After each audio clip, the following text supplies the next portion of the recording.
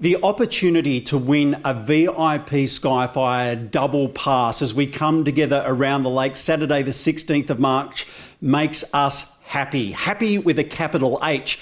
Our cracker property, thanks to Zango this week, also is associated with the capital letter H. We've got lots of H's. The other H that makes us really happy is Holly Komorowski from Home by Holly. Like I said, H's flying everywhere. 20 Blackbutt Street in O'Connor is the address. It's an incredible property that, Holly, all starts way back when with the Australian Women's Weekly. What's the story? Yes, well, the H House was originally a plan that came from the Australian Women's Weekly. It was a joint venture that was launched in 1954 where you could access architecturally designed plans, take them away and build your dream house, and this is one of them. Okay, now, so the architect came in and built this incredible property. There's just so much to look and see as we come on through. So give us an overall view of what we have here first up. Well, as you can imagine, in the 50s, and this home was built in 59, it was a time of experimental architecture, and those plans did have a lot of influence from international modernism and California design, and I think that's really evident in the way that the footprint of the home interacts with the outside. You've got beautiful spaces where you can gather out here on the crazy paving, which is original, and it connects with garden and now to a swimming pool, and it's just a beautiful, livable home with huge expanses of glass as well to connect with the outdoors. Okay, my biggest concern is that I'm not going to be able to do this justice today. I know you are. Let's go straight out to the swimming pool first up, because I, in all my years, have never seen anything like this. Can you explain what they've done? I think firstly we need to appreciate that this is an award-winning home. It was it awarded the Small Project Architects Award for the way that the originality of the home was retained, and there's a beautiful pop-up studio over the central part of the house which is multifunctional and can serve lots of different purposes in the livability of this property. What I get very excited about is when you step outside into the crazy paving area, there's an old brick garage that has been reimagined into a swimming pool. So they've taken the roof off, it's surrounded by the original walls and formed the pool within.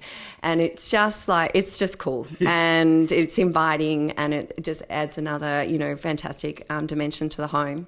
Let's stay outside for the moment, because you go round the back of the property into this beautiful, tranquil little garden that has a wonderful little art studio there too. Yeah, there is. I mean, it's a great utilisation of an old structure that was on the property that's been converted to a studio.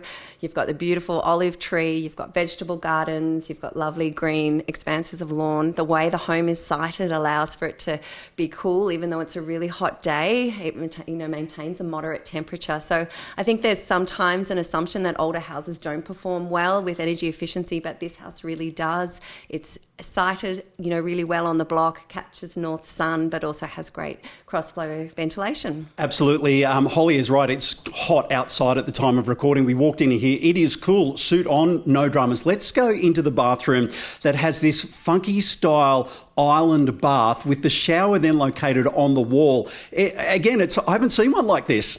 No, I know. And I think it just speaks again to the creativity of the way that, the architects have worked with this property. And that's exactly, what that bathroom does.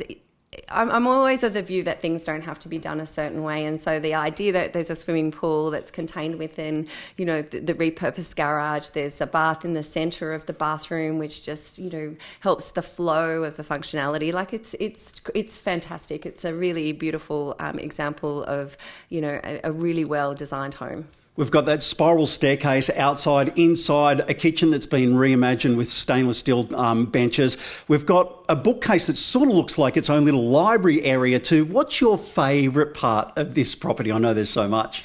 I was obviously going to gravitate to saying the swimming pool, but now that I'm here standing within the space again, I really love the way this living connects with the kitchen, and I really appreciate that they've replaced the kitchen island bench under the window. And I think if you start every single day and you're sitting there with a cup of coffee and you're looking at the garden, you're also connecting with your family in that space, that is just a really lovely place to be in this home.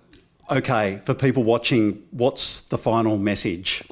Well, this is a really unique and special home, and it's one that you need to come and see to, I think, appreciate it, to be immersed in it, have that experience.